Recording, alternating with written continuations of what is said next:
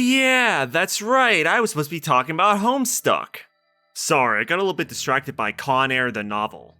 Yes, they turned a cheesy 90s action movie into a book. Haven't you always wanted to get inside the mind of Cameron Poe? He's such a complex character. Anyway, I guess it's time to talk about Act 2, where Homestuck really begins. Now, before we start, I must once again rant about Linkara, because just like Act 1, the trolls do not appear in Act 2. You fucking green M&M loving bastard. You're doing this on purpose, just to piss me off. Acts 1 and 2 are literally the only acts where the trolls do not appear. Imagine if I made a review of Spider-Man No Way Homestuck, and I put fucking Iron Man in the thumbnail. That would upset you, huh, Mr. Comic Book Man? Well, now you know how it feels, asshole! Anyway, right before Act 2, there's a sudden shift in focus for a single page. Years in the future, but not many. A wayward vagabond records a stuttering step in the sun-bleached dust.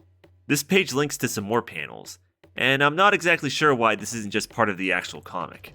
Regardless, we see our wayward vagabond, a pure black man shrouded in garb. As he wanders through the desert, he uncovers something that has the Spirograph logo on it. And that's enough about him.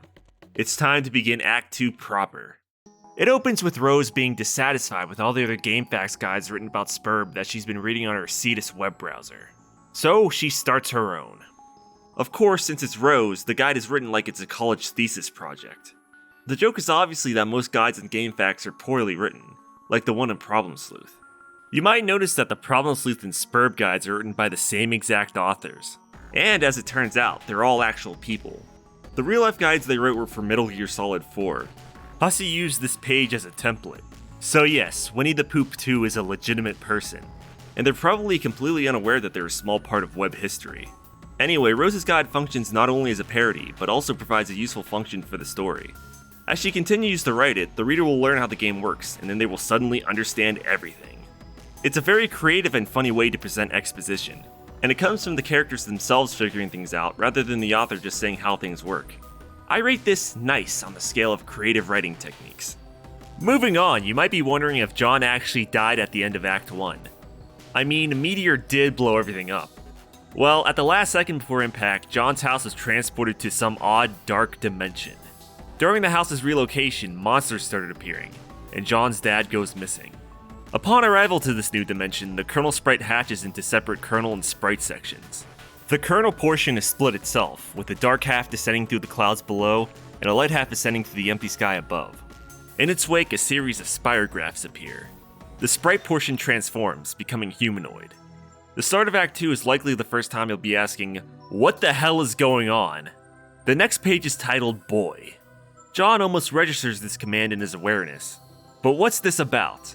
Most previous commands actually specified John to do something. And, made sense. Well, let's step back in time for a second. It's going to get a little meta. When the meteor landed, it not only destroyed John's neighborhood, but also his suggestion box. At the time, whenever a reader went to go suggest something, they were instead redirected to this picture of the meteor crater. As Act 2 progressed, the picture was updated and the impact site slowly became a desert. This is a small bit of meta storytelling that is lost to every reader post Act 2. But don't worry, this impact site will turn up in the comic later, so it's not a huge loss. Anyway, the point is that the control has been taken away from the readers, and now someone else is commanding John. Who could it possibly be? And why do they issue commands in all caps? Here's S-Boy. You there, boy. This is another interactive game, but this one is a little bit more involved than the Strife page. Here you control John as he explores his house in this new environment. The mysterious voice commands John to do various things, which is one reason why Hussey ceased taking suggestions for this section. I guess it would be hard to take fan commands for an actual playable game. The voice seems to be familiar with John Cusack, which Hussey in the commentary says is weird even for Homestuck. I suppose as a new reader it doesn't really stick out to you since you don't know who is issuing these commands. But on a reread when you do, then yeah, it's a tad odd. Hussey also points out that the game cabinet in John's kitchen is the same one that Death has in Problem Sleuth. Also, I like the small detail that Dad has hung up this extremely shitty piece of art that John made. You'd think that John made it as a little kid, but he actually made it a week ago. Speaking of Dad, we also learned that he was somehow banned from Cirque du Soleil. Why? Who knows? Maybe he didn't like the stupid French name. But the most important bit of information in the game is the fact that John's house still has electricity and internet despite being severed from the grid. Also, this is the only time you ever get to see the back of his house from this angle. I only mention this because I once made John's house into a Garry's Mod map, despite my lack of any mapping or modeling skills, and I completely fucked up the back. I forgot about this section of boy, you there boy. Excuse me, my bad. I did decide to fix it though. In addition, John's backyard is home to his pogo ride, which is shaped like the ghost on his shirt. There's also an Easter egg where if you press Ctrl and T, you activate Trickster mode. It's this weird thing that turns John into like an upside down ghost or something. The sprite turns into Hussey's head in a candy-themed version of John. This is a little odd, but don't worry. This is not canon to the story, and will certainly not come up again later in one of the most agonizing sequences in the comic. Trickster mode was put in by the Flash Games programmer known at the time as Gankro, later known as Gankra. Gankra made pretty much every subsequent game in the comic, and went on to develop for the Rust programming language. If you walk up to the house's chimney wall in Trickster mode, then through shenanigans you can find what seems to be Problem Sleuth's office. This is actually an asset from an attempted Midnight Crew game that Hussey and Gankra were working on. I guess Hussey really wanted to do something with those characters. After this, the voice says, "Boy, quit all this scurrying around." The narration scolds him and says his name is John. Somehow this voice can read the website, and if I'm gonna be honest, I don't know how that works. Anyway, the voice commands John to return to his room and talk to Rose. She relays the news of John's neighborhood's destruction. She also reveals that the meteors have been striking the Earth for the past several days, and John's meteor has been the largest thus far. She also says that she was working on something to send John for his birthday, but she ran late with it. The voice commands John to do some dangerous and insane things, which John starts refusing to do. He then checks serious business on Dad's PDA. Dad's friends are just as worried about him as John is. The voice, however, is unimpressed, saying that these boring men are uninteresting. I don't know about that though, Fedora Freak here is a fan favorite. But just who is this mysterious voice anyway? Well, it appears to be the wayward vagabond from years in the future, but not many. By the way, you can also call him WV if you want to. Let's check back with Rose. She lives near a forest which is currently on fire due to a bunch of meteor strikes. More importantly, her laptop battery is on the verge of dying. Eventually she will have to venture to the mausoleum, which has a generator in the back. Before that, she wants to do the second prototyping for John's sprite. The narration at this point implies that this is the server player's responsibility. Rose wants to use a box of Betty Crocker cake mix. John thinks that is fucking lame as hell, and his sprite seems to agree. Rose then decides to use the Colonel Sassacre book to create the legendary Colonel sprite. The sprite evades this as well, and Rose drops the book. The sheer weight of the book causes the whole house to shake, and Nana's ashes get dumped into the sprite. So the game disk that John installed earlier is just for Spurb's client application. He needs a server disk to bring Rose into the game, which is still in Dad's car alongside that green package. John can't go through the front door since the Cruxtruder is blocking it. There isn't enough build grist to move it either. To solve this predicament, Rose plans to lift the car up to the balcony. So John starts walking back upstairs, but he hears a faint ho ho ho in the background. I'm sure he's just hearing things though. TG sends some more messages and starts rapping to himself. John arrives at the balcony and Rose lifts up the car. But oh no, her laptop battery died. Yep, there goes the car. Ridiculous folly, inexcusable. I agree, wayward vagabond. So Rose is offline, TG is still rapping, and somehow GG returned. It turns out that a meteor also struck near her home. She tried to investigate, but she says that Beck doesn't want her to go near it, whoever that is. GG asks if John has got her package, which was the green one in Dad's car. It's quite unfortunate that John just lost it. Anyway, without his server disk, John will have to convince TG to use his copy to get Rose into the game. Rose isn't currently being threatened by a giant meteor, but the forest fire will spread to her house before long. Regardless, Rose is going to need to reach that generator. She packs up her things and applies her knitting needles to her Strife specipus. This causes her to dump all her items because the needles were on the root card of her tree modus. She then consults her grimoire. She looks at some terrible beasts, including Cthulhu, Nrubliglyth, and Oglogoth. The first two aren't that significant, but Oglogoth is described as the first and smallest of the smaller gods, appointed in servitude of a vile, unfathomable pantheon of middling gods, which caters to the whims of the noble circle of horror terrors, an omniscient, omnipotent order of the elite few, forever cloaked in the darkness of the furthest ring. Then there are some summoning instructions for the beast that Rose doesn't understand. Ah, I see she also skipped Problem Sleuth. Anyway, Rose repacks her things and heads back outside. It has been raining where Rose lives since the month began. April is the cruelest month, breeding lilacs out of the dead land, mixing memory and desire, stirring dull roots with spring rain. American sports legend, Charles Barkley. Rose re-enters her house and psych, it's time to formally introduce TG. He is almost named Insufferable Prick, but he doesn't have time for that bullshit. His name is actually Dave Strider, and he's wearing Ben Stiller shades from Starsky and Hutch. They still bear the cosmic imprint from Problem Sleuth. Okay, here's a funny story. Once again, Dave's name was a fan suggestion. Since Dave was the third character, Hussey wanted to pick the third name submitted. But there was a secret rule for the names he considered. He wanted to give TG a 4-letter name to match the format of John and Rose. So only 4-letter names counted as real suggestions. The others were discarded. So in order, the names in the running were Kyle Sampson, Goats Eamon, and finally Dave Strider. But Hussey fucked up here since Goats is a 5-letter name, making Dave the second suggestion. The actual third name was Chad Buskin. I can't decide if that would have been better or worse. Anyway, let's get back to the story. Dave is into irony, music, photography, and preserving dead things. Basically, he's a hipster, if you remember what that is. The reader commands him to quickly retrieve his arms from his cinder blocks. Nah. Then he's commanded to use his spur beta copy to save his friend's life. He doesn't understand since no one he knows is in danger. Maybe he is the danger. This is our first hint that we've backed up in time a little bit. It's almost as if the reader has time traveled to be introduced to Dave. I'm sure that won't mean anything though. Dave has no interest in sperm, so the reader commands him to bleat like a goat and piss on his turntable. He doesn't want to do that, but he considers bleeding like a goat for ironically humorous purposes later. Dave uses hash map as his fetch modus. What this means is that every letter in the name of what he's captcha-logging is assigned a value. The values are added together, then that value is divided by the total number of cards. The remainder is the hash, and that's the number of the card that the object gets captcha-logged to. Since Dave has 10 cards, this results in the item's letter values added mod 10. Confused? Don't worry about it. It's just more programming shit.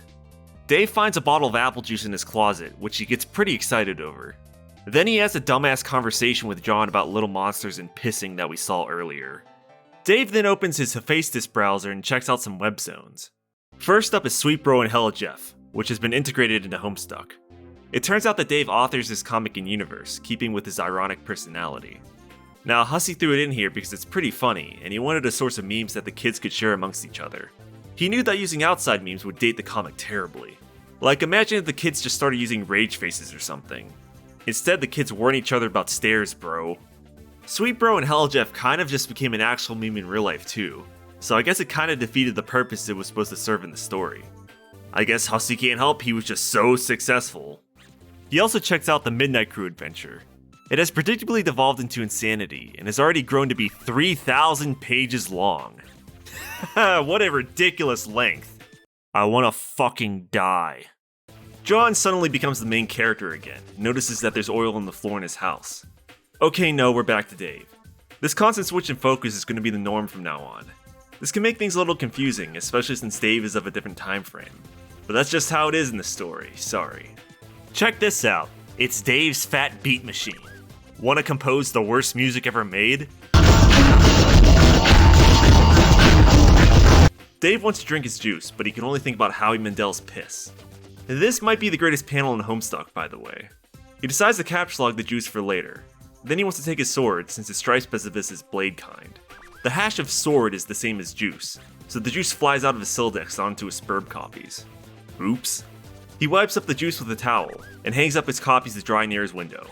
He shuts off his fan so he doesn't lose his copies in a predictably idiotic way. Suddenly a crow flies through his window and takes his betas. Dave says to stop. That phrase has the same hash as sword, so Dave's sword goes flying out to murder the not-so-innocent avian creature. Out goes the bird. Dave feels bad about this, and suddenly the viewpoint changes to this god-awful wizard statue. Yep, we're in Rose's house once again. This is a statue of Zazarpan the Learned, who is a character from Wizardy Herbert. Who cares about that though? There's a lot of wizard shit everywhere, and Rose hates it all. She thinks her mom hates them even more, but collects them just to personally annoy her daughter. Also in this grand foyer is this bronze statue of a vacuum cleaner. Well, it used to be a regular vacuum. Rose gave it as a gift to her mom, and then mom encased it in bronze. Speaking of gifts, mom once gave Rose this giant princess doll. Rose customized it into some sort of squid princess. In the kitchen, we of course have the fridge. I think this next section perfectly illustrates Rose's relationship with her mother. From Rose's perspective, they're locked in a game of passive-aggressive one-up-manship. On the freezer is a drawing that Rose did of Jasper's when she was younger. Mom encased it in a $15,000 frame. Below that are some fridge magnets, which Rose used to spell the word shrew. Except there wasn't a W, so she had to use 2 V's. So Mom bought an entire pack of W's. Rose then wrote a thank you note, which she legally notarized, and then marked with a drop of blood. But since part of the note was touching the floor, Mom placed a velvet pillow beneath it. In response, Rose uses one of the W's as a fake mustache. I think this is one of the few times that Rose acts a little goofy. She leaves some money for the W and takes the pillow. Now it's off to the mausoleum. Except nope, there's Mom. Rose heads for the front door, and then we're Dave again. Dave talks to Gigi and she starts predicting the future, noting that John is going to lose her package. But that's fine, because she knows he'll get her present exactly when he needs it most. Dave is confused how she would know this and other predictions that she's made in the past. Gigi doesn't know why, and then says it's time to feed Beck. Dave says to just old Yeller this pet that Gigi apparently has, and tells her to say hi to her granddad for him. Gigi says an encounter with him is likely, and it will be intense. She then signs off. Dave grabs his iPhone, and then we're John again. Dave from the future, which is to say the present, is now looking for his bro's copy of the game. John senses monsters in his room, and Dave immediately believes him because skepticism is the crutch of cinematic troglodytes. What a phrase. Dave tells John to look into weaponizing his Sylladex, which is something that his bro has tried to drill into him. John finds Dave's bro and his puppet obsession to be incredibly lame, stating that being a white guy who is a rapper with a ventriloquist doll is not cool by any stretch of the imagination, or by any definition of the word cool, ironic or otherwise. Dave disagrees though. John then checks out data structures for assholes again, to prepare himself with, "Wait John, look behind you!" He can't hear me. Oh well. Rose rolls back into focus, and it's time for another strife. This is Mom in all her nearly faceless glory. Mom gives Rose a pony as an opening move, and Rose retaliates by threatening suicide, which I don't think is generally how you win a fight. Don't worry though, the power's out, remember? It's an empty threat. Mom gets back to house cleaning after the fight. Rose is now free to go through the back door like she wanted to in the first place. But first, Rose begrudgingly accepts her new pet in Maplehoof. Wayward Vagabond yells at John to turn around too. It's not happening, my man. Anyway, the book says you can use your Sylladex as a weapon by capitalizing things until your cards are full. The next time you pick something up, an item will fly out and attack your opponent. And it's time to put that into practice. Here's John versus the lowest enemy in Spurb, an imp. Can he do it? John fucking sucks. Rose leaves the back of her house and takes out an umbrella. All of her stuff falls out of her Sylladex. The W attaches itself to the house's lightning-struck transformer, and I don't think Rose ever picks it back up. She gathers her other stuff and approaches the mausoleum. John wakes up and finally gets the hang of fighting. Victory is his, and he puts the bunny back in the box. John's success lets him level up on his etch-a-ladder. He gains some boon dollars and increases his gel viscosity and grist cash limit. These all mean something, I promise. By the way, there is more to grist than just the build variety. For instance, John now has some shale grist. The imp John was fighting had the bunny allocated in his Strife specimen, so John takes that card and sticks it in the bunny in his Strife portfolio. This is a very important thing to remember. Dave starts pestering John, but he is too distracted by something odd going on in his room. Meanwhile, Rose finally reaches the mausoleum and turns on the generator. But her dead cat is in the way of her ideal laptop setup, so she defiles the hollowed tomb. She reconnects to see John at a very important moment. You may notice that John's bedroom door has been fixed after Rose ripped it out from before. What's going on here? Ah, the good old bucket on the door prank. Who's behind this? Well, it's none other than John's Nana, now in sprite form, known as Nana Sprite. She receives all the prankster's gambit on this exchange. Anyway, what follows is a contender for my favorite part in all of Homestuck. I don't want to say it's necessarily my favorite, since there's a lot of really just great moments to choose from. But here, Nana Sprite finally sheds some light on what the hell is happening. She explains that John and his house have entered the medium. In doing so, he has awakened the forces of darkness, and it is them who has kidnapped his father.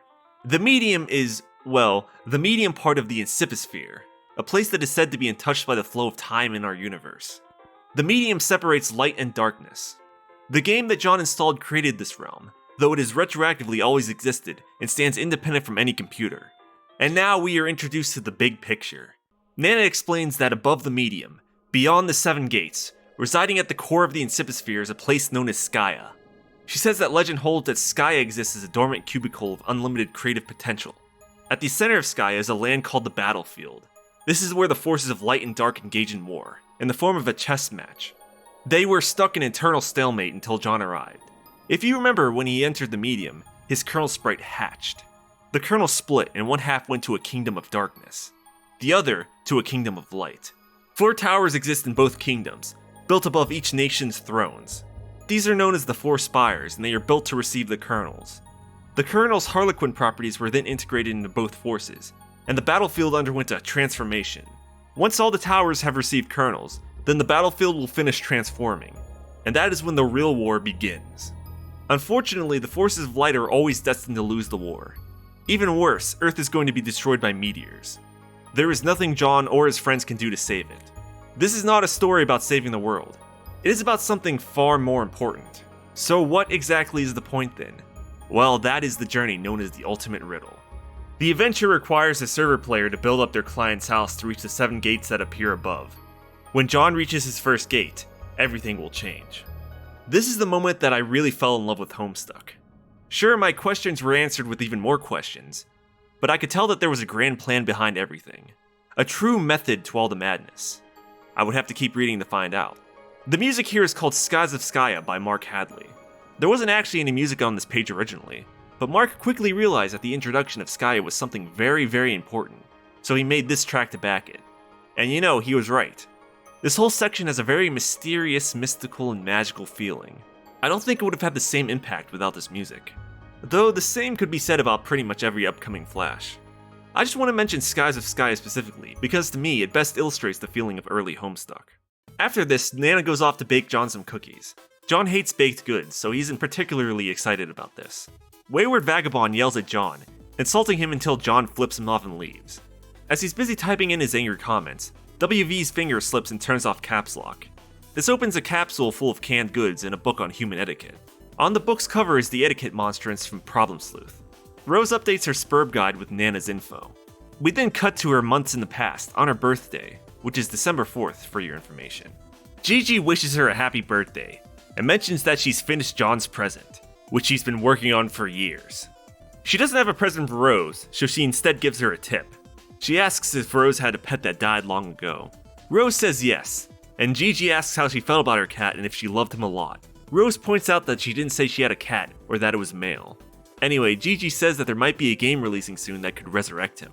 Rose then gets back to work on her present for John, hoping not to be late with it. Back to Dave, he's still mourning that dead bird. It's too far below his high-rise apartment to retrieve, and it's gonna roast in the heat anyway. It's unseasonably warm where Dave lives. Dave grabs another sword and decides to venture into the living room to retrieve his bro's Spurb copies.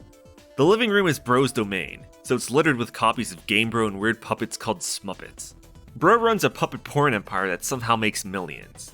I think this might actually be Hussey's backstory as well. Anyway, here's Lil Cal, Bro's favorite of all puppets. It's one that unnerves Dave, but he pretends otherwise. More on Lil Cal later. Dave plays Bro's Xbox, and he gets stuck in the geometry of some Tony Hawk ripoff. He then snoops on Bro's computer, which is full of new folders thrown everywhere.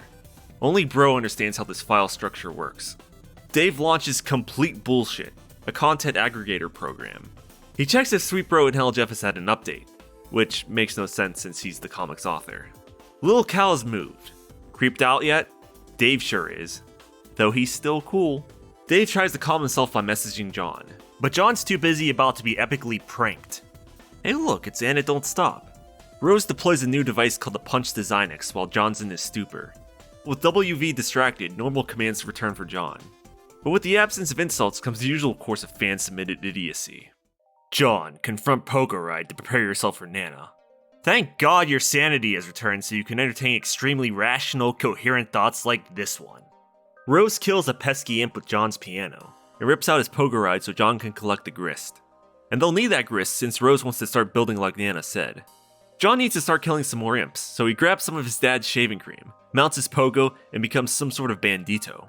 John enters the study. WV returns after reading the etiquette book, and is much kinder as a result.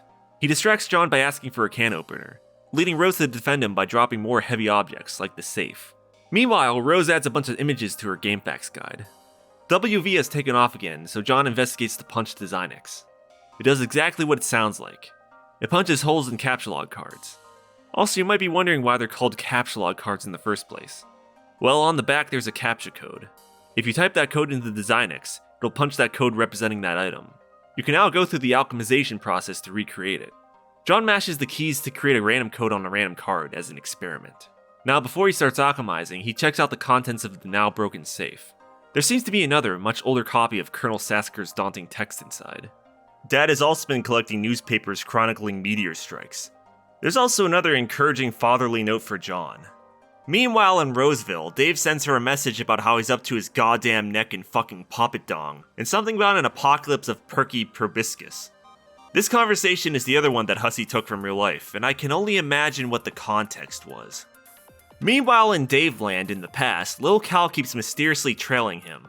Dave checks out a comic that Bro has left out, which is the Muppet Baby smut that the Jigsaw Killer wanted Hussey to draw. Dave's not a fan. Dave enters the apartment's kitchen. There's no food in it, just a bunch of shitty swords, cherry bombs, and puppets. Dave captchalogs a bunch of useless shit, and he has to get pretty creative with the naming schemes to create unique hashes. Up in the attic, Bros laid a dumb jigsaw trap. Dave built a fort to reach the door cord. Predictably, a bunch of dumbass puppets fall on him. This is actually what prompted him to message Rose about whirling in the terrible cyclone at the epicenter of his own personal holocaust of twitching foam noses. Sometimes in this comic we'll revisit conversations from the other person's perspective, and I'm sure we all gain a little more insight about their situation. Dave escapes the pile by doing an acrobatic fucking pirouette off the handle. That's another loaded phrase in this comic, and it also has another stupid French word. Anyway, Bros left a note on the other side of the door telling Dave to come to the roof with the little cow. Meanwhile in John World, John makes a tent by using Cruxite, his drawer, and his bedsheets. Unfortunately, that absolute bitch Rose Lalonde cannot handle someone else having fun for 1 second. John gets back to work alchemizing. His random code card makes a rocket pack, but with a bunch of junk shoved inside it. John then takes a look at his Wise Guy book, which has a section about a magic trick also about punching holes in cards. That gives John an idea. What if you overlap 2 different punched cards while making a totem? John tries it out and creates the Pogo Hammer. He tries it out and it goes about as well as you'd expect. Luckily, Rose is there to catch John with his bed. She tries to carry him to the first gate, but she can't move them as she'd be indirectly moving her client player. It's probably for the best since John's pretty tired, and so he goes to sleep. Rose thinks about sending John the code for the Spurb server disk, but the captcha's unreadable. Also, it's at this point that her generator runs out of fuel and her laptop dies again. Facepalm ×2 combo! John's nap includes a dream where he sees various shapes in clouds, and at the end he catches the silhouette of a mysterious girl. You'd be right in guessing that's Gigi, who messages John right after his nap. She mentions that there's a lot that she wants to explain to him, but she's waiting for him to wake up. John's getting ambushed by even tougher foes now. He climbs to the highest part of his house, and the ogres easily follow him. Dave also ascends to the highest point of his home. This flash is backed by the song Upward Movement, Dave Owns, by Robert Blaker. This drum beat is downright infectious, and will never leave your head ever. Dave reaches the top, and psych! It's time to be introduced to Gigi. Psych again! We're now the Wayward Vagabond. After a bunch of craziness that's been Homestuck thus far, Hussey wanted to cool things down a bit and finish off Act 2 with a segment that was a little bit more in line with Problem Sleuth's style. So the section of following around WV had little to no planning. The fan suggestions would guide it entirely. The first thing that WV does is quickly retrieve his arms. Then he eats a rotten pumpkin. What pumpkin? Wow, 2 for 2 with the running gags. He also ate pages from the etiquette guide, but I can't imagine that's too nutritious. As you can imagine, he's very hungry and still can't find that can opener. Anyway, he then checks out a gauge for a power cell. The building that he's in is running low on power, and runs on some sort of nuclear energy. WV is commanded to capsulog a can of gravy. He doesn't have a Celodex though, so he simply picks up a bunch of cans. He examines a barcode that's on his wrist. He doesn't like to think about what it represents. He eats a small potted plant, then acquires every can from the cabinet. He still can't open any of them, not without his trusty knife, which is really just a broken mailbox flag. WV is commanded to be the imp, which he isn't. This was an explicit note that whatever WV is, he isn't an imp, no matter how much he resembles one. Man, if only Hussey didn't make both creatures completely black with white eyes, then this wouldn't be a problem. What comes next is one of the most notable commands in the comic, up there in both significance and ridiculousness as Problem Sleuth building a fort. WV, become the mayor of Cantown. It's here that WV is revealed to be really civic-minded. He loves democracy and running a respectable government. He absolutely despises kings and monarchy, though. On the other side of the room were some random objects on the ground. A container of oil, a box of chalk, a firefly trapped in amber, and a chunk of uranium. Or rather, a cartoon depiction of something radioactive, since it's glowing green. Real uranium is silverish, but who the fuck cares? WV eats the uranium because it's green. He loves eating green things. He also eats the green chalk pieces. Using the chalk and the firefly, he adds some roads to Cantown. Then he adds some districts that resemble a chessboard, adding in some oil for the black squares. Finally, to complete his mayoral look, he affixes a label from a mayo can to a cable sash, and writes the final R on it with chalk. He then adds a sky to Cantown. In the sky there's a golden planet with a single moon. A little ways away are 4 more planets.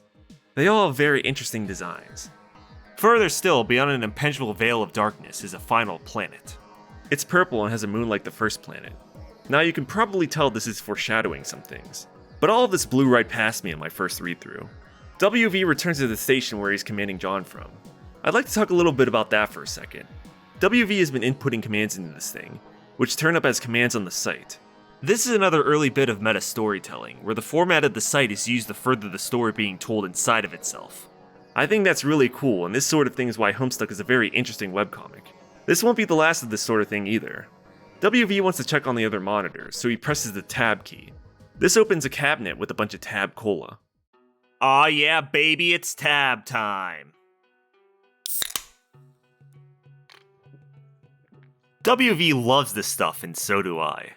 This is also the start of one in the running gags that, judging from the book commentary, Hussey finds to be the most idiotic. WV thinks that tab is sweet and sugary, whereas tab is a diet cola with artificial sweeteners and no calories.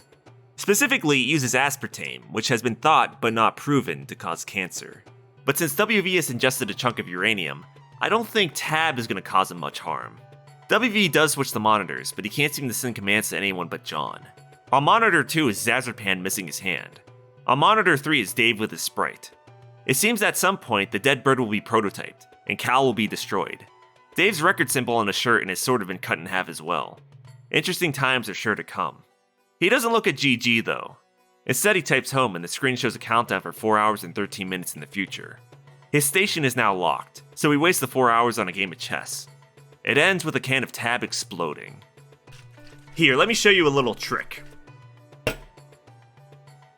Something about the centrifugal force pulls the bubbles from inside the can, stops it from exploding. Don't want to get a surprise now, do we?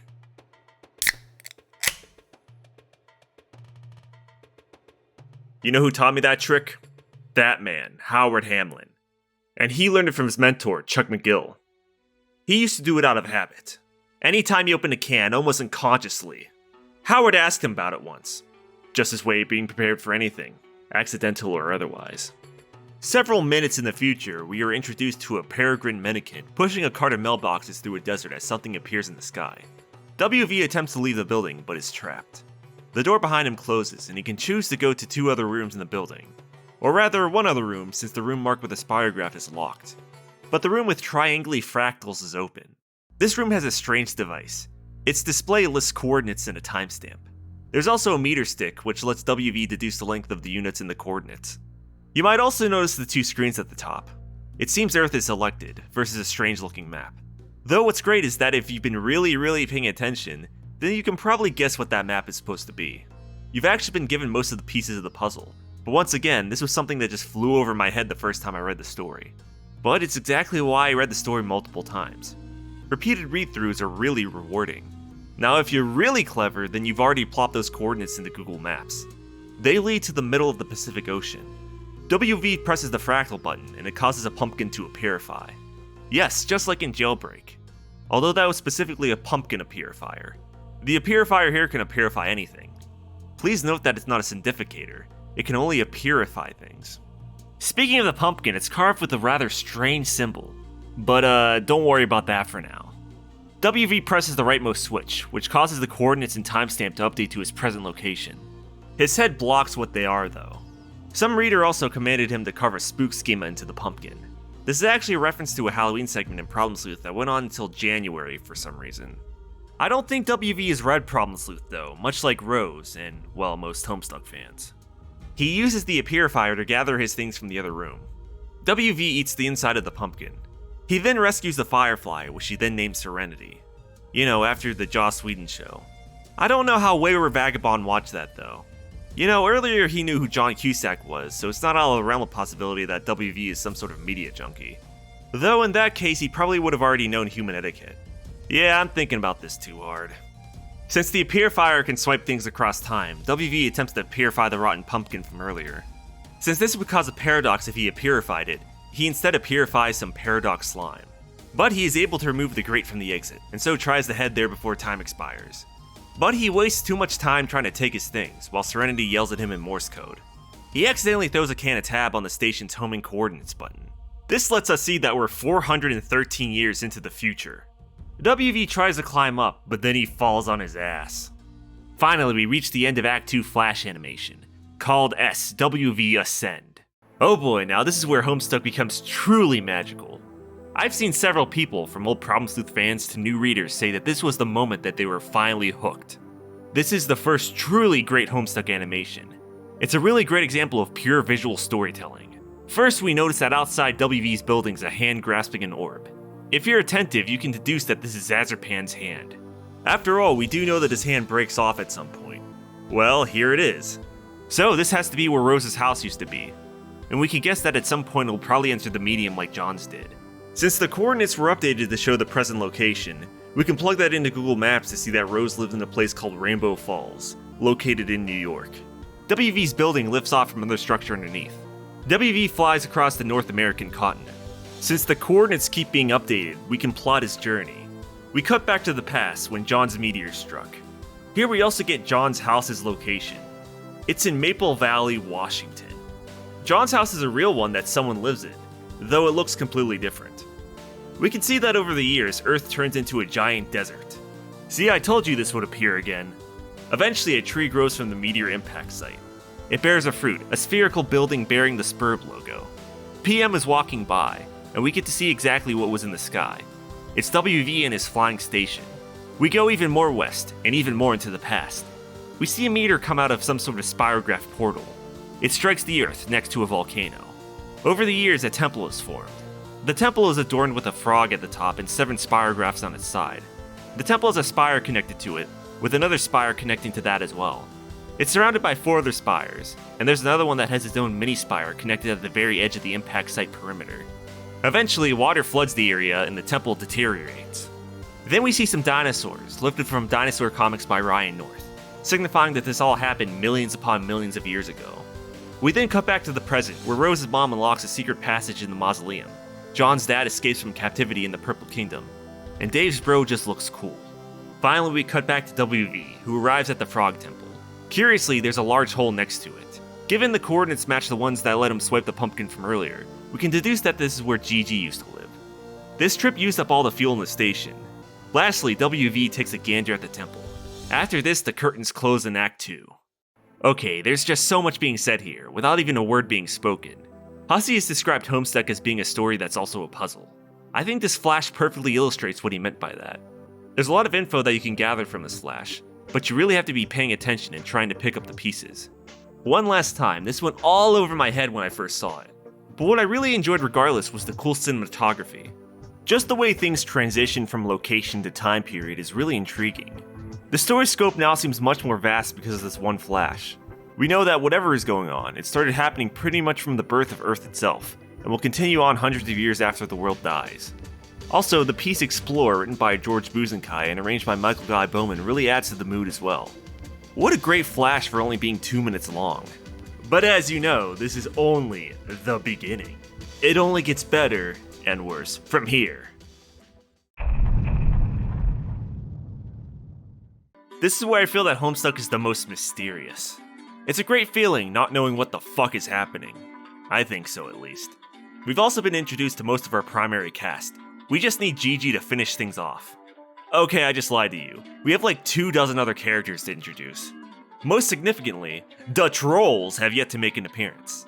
This means Act 2 is the last part of the story to not be tainted. I mean, ruined. I mean, fucked beyond belief. Well, I don't know much else to say other than the story has finally started. Act 1 was more of a prologue. This, I suppose, is the real Chapter 1. I'd like to start talking about the behind the scenes of Homestuck. That's half the story in of itself. For Act 2 though, not much has really happened yet. But it is when the first Homestuck music album got released. On August 9th, 2009, Homestuck Volume 1 got released to the world. It was a simple 11-track album filled with music we've already heard from the comic. Like many things in Homestuck, this is a simple beginning, but it would soon balloon into something greater. I'd tell you more, but I wasn't there, so I really wouldn't know. Let's just say that Hussey was having a gay old time with his then adult fandom. Okay, I realize just how bad that sentence sounds. Yeah, let's fucking end this. Well, I gotta get back to Con Air the novel. It's much easier to read than Homestuck is. I mean, talking about this shit sometimes feels like I'm explaining a medical textbook. So anyway, I guess we'll get to Act 3 next time. Thank you so much for watching. If you liked the video, consider commenting, liking, or even subscribing. I have my social links in the description if you want to hear me talk about more inane nonsense.